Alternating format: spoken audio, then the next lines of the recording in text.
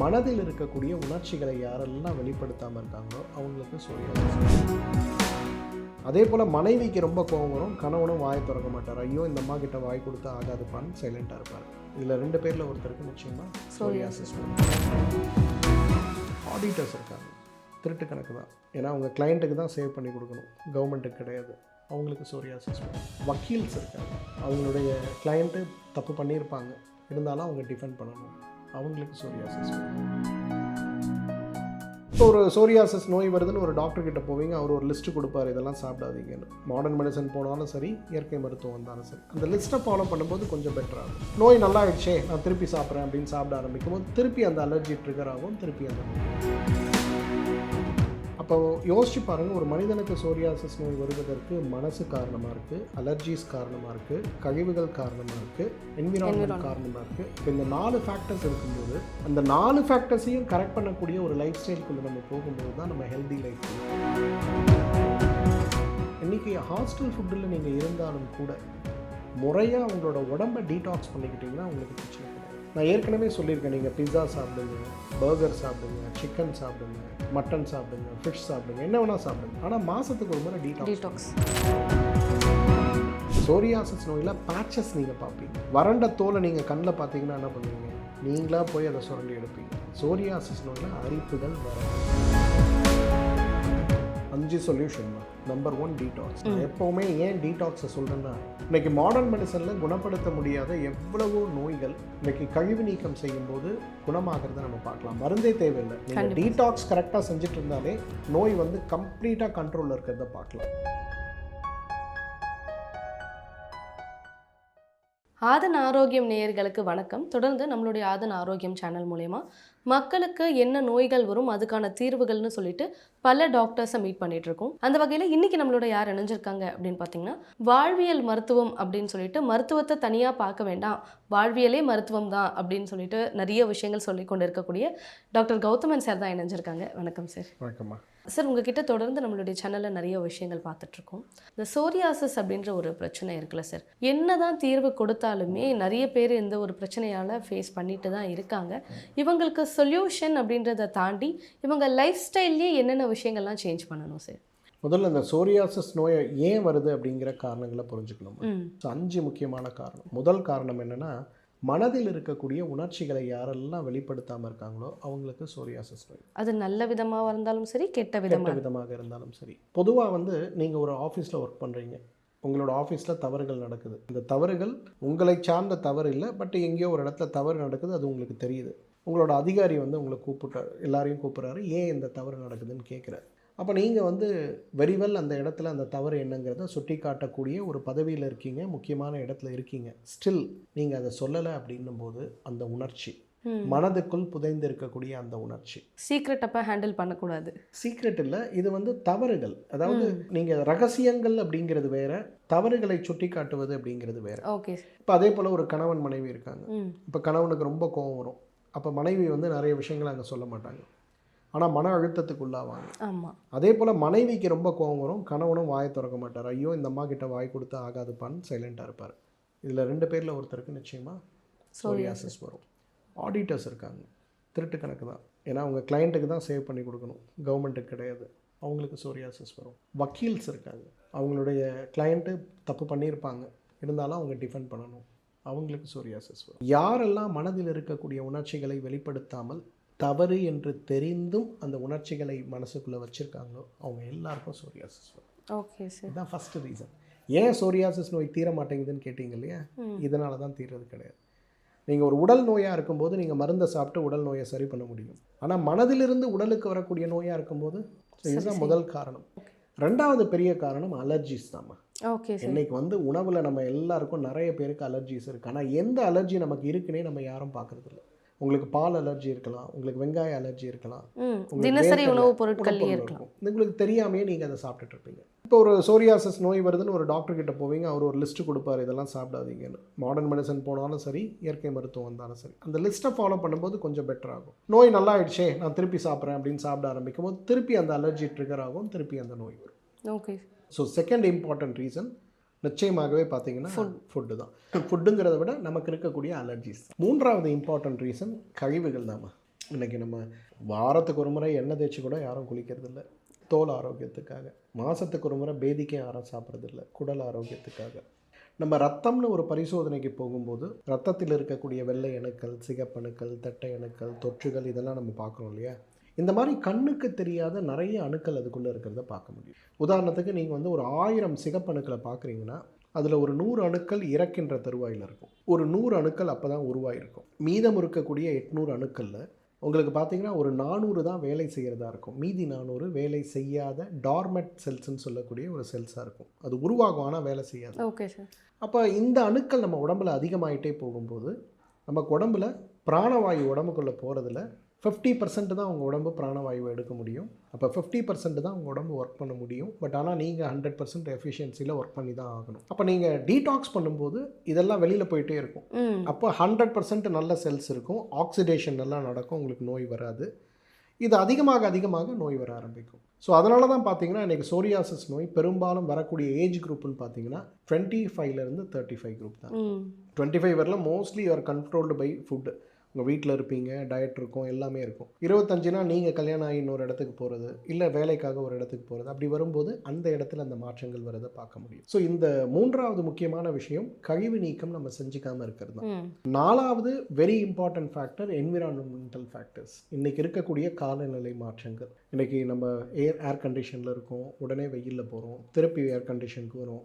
AC இல்லாத அறையே இந்த உலகத்தில் இல்லைங்கிற அளவுக்கு உலகமே மாறிக்கிட்டு இருக்கு. சரிங்களா? சென்ற வருடம் கூட பார்த்தீங்கன்னா கவர்மெண்ட்டில் இந்த 18, 16லாம் வைக்கிறதுக்கு ஏர் கண்டிஷன் மிஷினுக்கு பேன் பண்ணிட்டாங்க. இப்போ மினிமமாக நீங்கள் வந்து 21 தான் வைக்க முடியும். அட் எனி காஸ்ட் நீங்கள் வாங்கக்கூடிய இந்தியாவில் வாங்கக்கூடிய எல்லா ஏர் கண்டிஷனும் 21 தான் மினிமம் டெம்பரேச்சர். சரிங்களா? ஸோ அந்த மாதிரி கொண்டு வந்துட்டாங்க. எதுக்காகனா எல்லாமே நம்ம ஏர் கண்டிஷன் யூஸ் பண்ண ஆரம்பிக்கிறதுனால. அப்போ என்விரான்மெண்ட்டில் வரக்கூடிய மாற்றங்கள் இன்றைக்கி சோரியாசிஸ் நோயை மிகப்பெரிய அளவில் உருவாக்குது. ஓகே. அப்போ யோசிச்சு பாருங்கள், ஒரு மனிதனுக்கு சோரியாசிஸ் நோய் வருவதற்கு மனசு காரணமாக இருக்குது, அலர்ஜிஸ் காரணமாக இருக்குது, கழிவுகள் காரணமாக இருக்குது, என்விரான்மெண்ட் காரணமாக இருக்குது. இப்போ இந்த 4 ஃபேக்டர்ஸ் இருக்கும்போது அந்த 4 ஃபேக்டர்ஸையும் கரெக்ட் பண்ணக்கூடிய ஒரு லைஃப் ஸ்டைலுக்குள்ளே நம்ம போகும்போது தான் நம்ம ஹெல்தி லைஃப்குள்ளே போகும். அது இல்லாமல் இருக்கும்போது அதனால தான் அந்த நோய் திரும்ப திரும்ப வரக்கூடிய நோயாக இருக்கிறத நம்ம பார்க்குறோம். ஓகே. இப்போ நம்ம ஏசி அவாய்ட் பண்ணணும் அப்படின்னா இப்போ நம்மளால் அது ஒரு சில இடத்துல கம்பல்சரி அவாய்ட் பண்ண முடியாது இல்லை சார்? ஆஃபீஸ்லாம் போனால் கம்பல்சரி ஏசியில் தான் இருந்துக்கணும் அப்படின்னும் பொழுது ஃபுட் ஹேபிட் நம்ம வீட்டில் இல்லை, ஒரு ஹாஸ்டலில் இருக்கும், இல்லை வெளியே ஸ்டே பண்ணியிருக்கோன்னா அங்கேயும் ஃபுட் ஹேபிட் கண்ட்ரோல் பண்ண முடியாதுன்னும் பொழுது இதுக்கு சொல்யூஷன்ஸ் வேறு ஏதாவது இருக்கா சார்? ஸோ ஏசி அவாய்ட் பண்ணணும்னு நான் சொல்லமா. இப்போ நீங்கள் ஒரு அமெரிக்காவுக்கு போகிறீங்கன்னா உங்களுக்கு ஏர் கண்டிஷன் ஜோனு, நான் ஏர் கண்டிஷன் ஜோனு, நடுவில் ஒரு காமன் ஏரியா இருக்கும். இப்படி தான் ஏர் கண்டிஷன் அந்த காலத்தில் இருக்கும். ஒரு 30 வருஷத்துக்கு முன்னாடி நீங்கள் ஓல்டு கவர்மெண்ட் பில்டிங்லாம் பார்த்தீங்கன்னா ஒரு செக்டார் வந்து ஃபுல்லாக ஏர் கண்டிஷன் பண்ணியிருப்பாங்க. அடுத்து ஒரு சின்ன காரிடர் இருக்கும், அதில் ஏர் கண்டிஷன் இருக்காது. அதுக்கு அடுத்து வெளியில் நீங்கள் போவீங்க. அப்போ வெளியில் இருக்கக்கூடிய டெம்பரேச்சரும் உள்ளே இருக்கக்கூடிய டெம்பரேச்சரும் பேலன்ஸ் பண்ணக்கூடிய ஒரு இடம் அந்த இடத்துல இருக்கும். ஓகே. இன்றைக்கி வந்து நம்மளோட லைஃப் ஸ்டைலில் நம்ம மாடர்னைஸ் ஆக என்ன பண்ணிட்டோம்னா இந்த ஒரு கான்செப்டை நம்ம கம்ப்ளீட்டாகவே மறந்துட்டோம். அப்போ நான் ஏசியில் 18ல் உட்காந்துருக்கேன், உடனே 35க்கு போகிறேன். ஓகே. அப்படி பண்ணக்கூடாது. அதே போல் நான் 35லேருந்து வரேன், நேராக வெயிலேருந்து வேற வீட்டுக்குள்ளே வந்தால் ஏசியை போட்டு அந்த சில்லில் உட்கார்றேன். அந்த ரேஷ் டெம்பரேச்சர் சேஞ்ச் இருக்கு இல்லையா, அது உடனே நமக்கு வந்து பாதிப்பை உருவாக்குது. ஓகே. நீங்கள் சொல்கிறீங்க ஹாஸ்டல் ஃபுட் அப்படின்னு. இன்றைக்கி ஹாஸ்டல் ஃபுட்டில் நீங்கள் இருந்தாலும் கூட முறையாக உங்களோட உடம்பை டீடாக்ஸ் பண்ணிக்கிட்டிங்கன்னா உங்களுக்கு பிரச்சனை கிடையாது. ஓகே. நான் ஏற்கனவே சொல்லியிருக்கேன், நீங்கள் பிஸா சாப்பிடுங்க, பர்கர் சாப்பிடுங்க, சிக்கன் சாப்பிடுங்க, மட்டன் சாப்பிடுங்க, ஃபிஷ் சாப்பிடுங்க, என்ன வேணால் சாப்பிடுங்க. ஆனால் மாதத்துக்கு ஒரு முறை டீடாக்ஸ். அப்போ உணவை கண்ட்ரோல் பண்ணக்கூடிய ஒரு இடத்துல நம்ம கிடையாது, ஆனால் டீடாக்ஸ் பண்ணலாம். இதில் 2வது முக்கியமான விஷயம், பதப்படுத்தப்பட்ட உணவுகளை சாப்பிடணுமா வேணாமான்னு நம்ம தான் முடிவு செய்யணும். எங்கள் ஹாஸ்டலில் கொடுக்கக்கூடிய உணவுகள் பெரும்பாலும் ஓரளவுக்கு சத்துள்ள உணவுகள் தான். ஆனால் அதை விடுத்து நம்ம வெளியில் போய் உணவுகள் சாப்பிடும்போது தான் நமக்கு பிரச்சனை வருது. ஸோ அந்த வகையில் இன்றைக்கி உணவுகள் நம்மளால் கண்ட்ரோல் பண்ண முடியுமா? நிச்சயமாக முடியும். பதப்படுத்தப்பட்ட உணவுகள், ரசாயனம் சேர்க்கப்பட்ட உணவுகளை தவிர்க்கலாம். 2வது டீடாக்ஸ் பண்ணுங்கள். அப்போ உங்கள் உடம்புல கழிவுகள் இல்லாமல் இருக்கும்போது அன்வான்ட் டெபாசிட்ஸ் ஆஃப் டாக்ஸின்ஸ் இல்லாமல் இருக்கும். அப்போ உங்களுக்கு பிரச்சனை இருக்காது. நிறைய பேருக்கு வந்து ஒரு விஷயம் இன்னுமே கிளாரிஃபை ஆகலை சார். இச்சிங் அப்படின்ற ஒரு விஷயமும் சோரியாசிஸ் அப்படின்ற ஒரு விஷயமும் ரெண்டும் வேறையா இல்லை ஒன்றா? இது இந்த ஒரு பேசிக் சந்தேகமே எல்லாருக்குமே இருக்குல்ல சார்? இதில் 3 பிரச்சனைகளை பார்க்கணுமா. முதல்ல சோரியாசிஸ் நோயில் அரிப்புகள் வராது. ஓ. நீங்கள் தலையில் கூட ஏற்படுகின்ற சோரியாசிஸ் நோய் கூட நீங்கள் தான் வந்து சுரண்டி எடுத்துக்கிட்டு இருப்பீங்களே தவிர அரிப்பு ஏற்படுத்தி சுரண்ட மாட்டோம். சோரியாசிஸ் நோயில் பேட்சஸ் நீங்கள் பார்ப்பீங்க. வறண்ட தோலை நீங்கள் கண்ணில் பார்த்தீங்கன்னா என்ன பண்ணுவீங்க? நீங்களாக போய் அதை சுரண்டி எடுப்பீங்க. சோரியாசிஸ் நோயில் அரிப்புகள் வரவே வராது. சோரியாசிஸ் மாதிரியே இருக்கக்கூடிய இன்னொரு நோய் இருக்குது, லிச்சன் பிளானஸ்ன்னு பேர். வறண்ட திசுக்கள் இருக்காது, ஆனால் பேட்சஸ் இருக்கும். அதில் அரிப்பே நம்மளை கொன்று போட்டுரும். காலையிலேருந்து ராத்திரி வரலாம் சுரிஞ்சிக்கிட்டே இருப்போம். அதுதான் லிச்சன் பிளானஸ் நோய். இதுலேயே வித்தியாசம் இருக்குது, ஆனால் இத்தனை நாள் நமக்கு அந்த வித்தியாசமே தெரியல. இப்போ சோரியாசிஸ் நோயில் அரிப்பே வராது, எப்பவுமே வராது.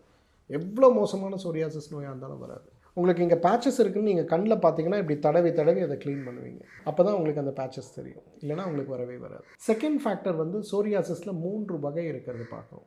ஒரு வகை நீங்கள் பார்க்கக்கூடிய சாதாரண சோரியாசிஸ் நோய், ஸ்கேல்ஸ் ஃபார்ம் ஆகும், உடஞ்சி விடும்.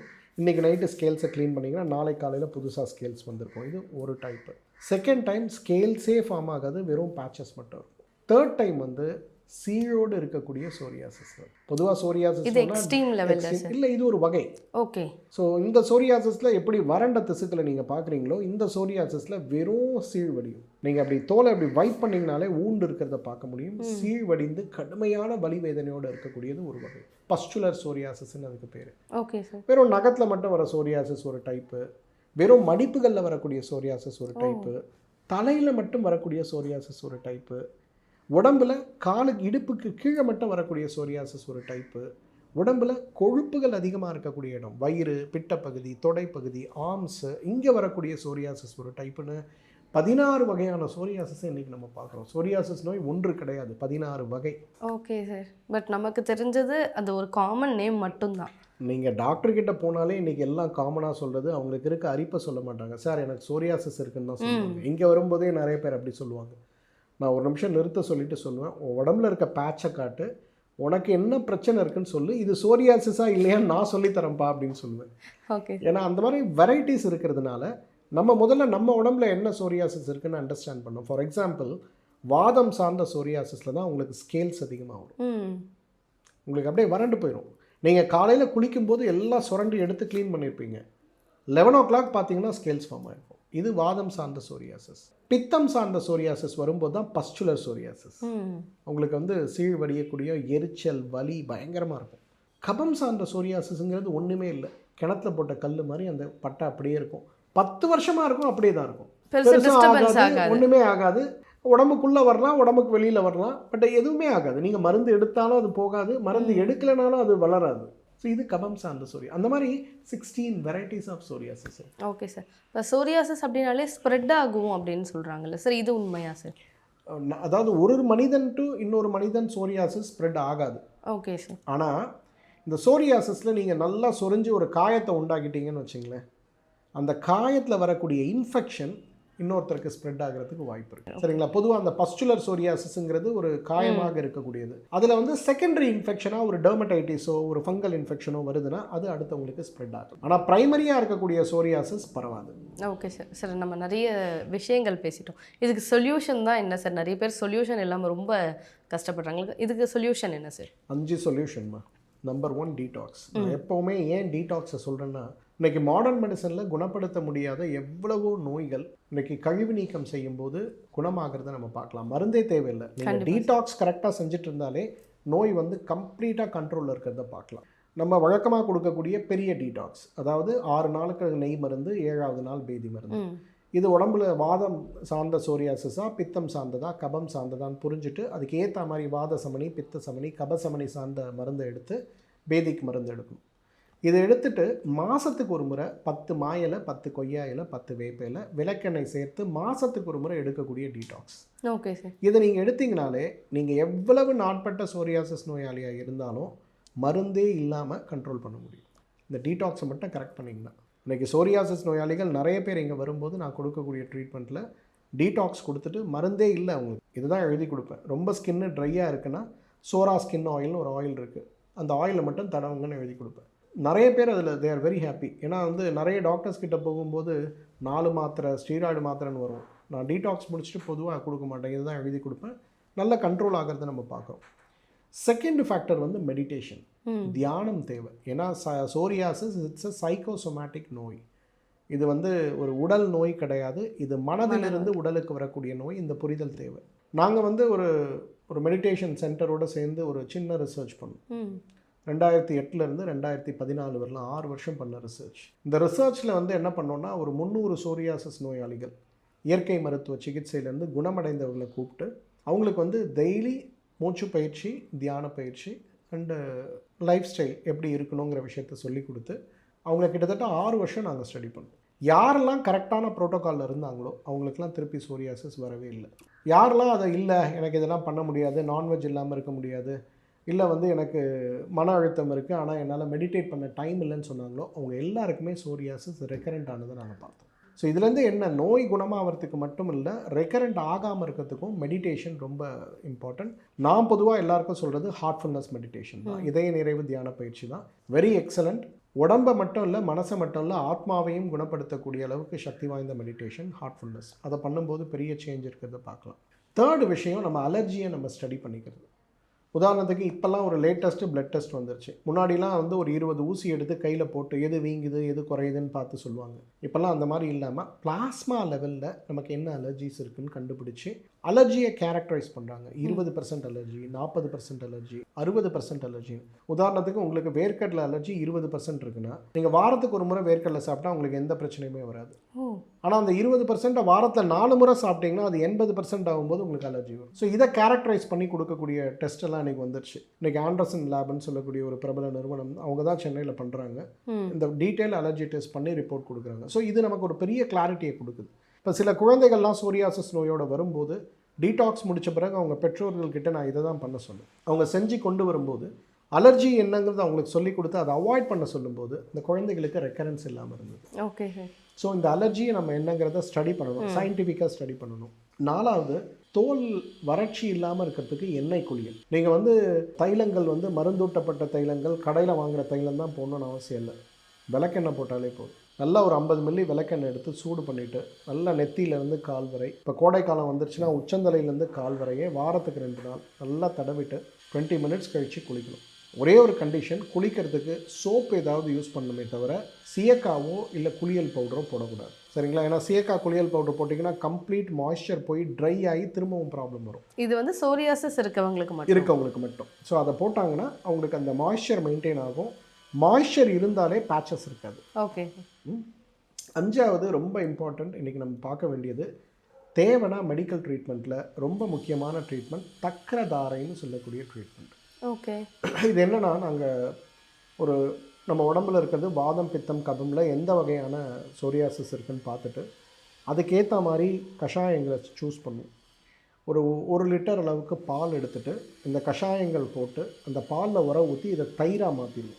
இந்த தயிரை கடைஞ்சி நல்லா வெண்ணெய் எடுப்போம். இந்த வெண்ணெயை உருக்கி நெய்யாக்கிடுவோம். இந்த கடைஞ்சி எடுக்கக்கூடிய மோர் இருக்கு இல்லையா, இந்த மோரை, இந்த வெண்ணெயை நெய்யாக்குறோம் இல்லையா, இந்த நெய்யை உடம்பெல்லாம் பூசிட்டு இந்த மோரை கொண்டு செய்யக்கூடிய ஒரு ட்ரீட்மெண்ட்டுக்கு பேர் தான் தக்கரதாரைன்னு பேர். Okay sir. Very special. இன்றைக்கி இந்தியாவிலே இதை பண்ணக்கூடிய ஒரு ஹாஸ்பிட்டல் நம்மளோட மருத்துவமனை தான், வேறு எங்கேயும் பெருசாக பண்ணுறதில்ல. இந்த தக்கரதாரையோட ஒரு பியூட்டி என்னென்னா, இப்போ வந்து நெய்வேலியிலேருந்து ஒரு மேடம் வந்திருந்தாங்க. அவங்க நடந்து வந்தாலே செதில் கொட்டும். சாதாரணமாக அவங்க நடந்து வராங்கனாலே கிராக் ஆகி அப்படியே செதில் கொட்டிக்கிட்டே வரும். அவங்க வந்து நெய்வேலியில் ரொம்ப டாப் பொசிஷனில் இருக்கவங்க, வேலையை விட முடியாது. ஆனால் இந்த பிரச்சனையும் பாடுபடுத்துது. சென்னையில் இருக்கக்கூடிய பெஸ்ட்டு டெர்மட்டாலஜிஸ்ட், பெஸ்ட்டு இம்யூனாலஜிஸ்ட் எல்லாரையும் பார்த்தாச்சு, எதுவுமே ஒர்க் அவுட் ஆகலை. அந்த அம்மா மருந்துகள் சாப்பிட்டு அவங்களுக்கு மருந்துகள் மேலே மிகப்பெரிய ஒரு வெறுப்பு. இங்கே வரும்போதே என்கிட்ட முதல் கண்டிஷன், சார் எனக்கு மருந்து கொடுக்கக்கூடாது அப்படின்னு தான் வந்தாங்க. அவங்களுக்கு டீடாக்ஸ் முடிச்சுட்டு இந்த தக்கரதாரை 48 டேஸ் கொடுத்தோம். அவங்க தோல் எப்படி மாறுச்சுன்னா, நீங்கள் குழந்தையோட உடம்பு எப்படி இருக்குமோ அந்தளவுக்கு அவங்களோட ஸ்கின் டர்ன் ஆச்சு. But it takes time. 48 நாள் பண்ணும். இந்த சோரியாசிஸ் நோய் நல்லா குணமாகணும், நிரந்தரமாக குணமாகணும்னா டீடாக்ஸ், எண்ணெய் குளியல், அதோட முக்கியமாக நம்ம பண்ண வேண்டியது இந்த மெடிடேஷன். இது கூட இந்த தக்கரதாரைன்னு சொல்லக்கூடிய சிகிச்சை. இந்த தக்கரதாரை பண்ணாலே எவ்வளவு நாட்பட்ட கட்டுப்படாத சோரியாசிஸ் இருந்தாலும் மாறிடும். இதில் என்ன ப்ராசஸ்னால், நம்ம உடம்புக்கு ஏற்ற மாதிரி அந்த ஹெர்ப்ஸை சூஸ் பண்ணி அதில் பால் கஷாயம் செய்து அதை தயிராக்கி அதை கடைந்து எடுக்கக்கூடிய மோர், அதிலிருந்து கிடைக்கக்கூடிய வெண்ணெயை நெய்யாக்கி பண்ணக்கூடியது. It's a phenomenal treatment. அதை பண்ணும்போது எவ்வளவு நாட்பட்ட சோரியாசிஸ் இருந்தாலும் மாறி போகும். கண்டிப்பாக சார். சோரியாசிஸ் பிரச்சனைக்கு வந்து தீர்வே இல்லைன்னு நினச்சிட்டு இருக்கவங்க எல்லாருக்குமே இன்றைக்கி நீங்கள் தீர்வு கொடுத்துருக்கீங்க சார். தொடர்ந்து எங்களுடைய ஆதன ஆரோக்கியம் சேனலுக்கும் உங்களோட இன்டர்வியூஸ் ரெகுலராக வரணும். ஏன்னா எங்கள் சப்ஸ்கிரைபர்ஸும் கேட்டுகிட்டே இருக்காங்க sir. Thank you so much. Thank you.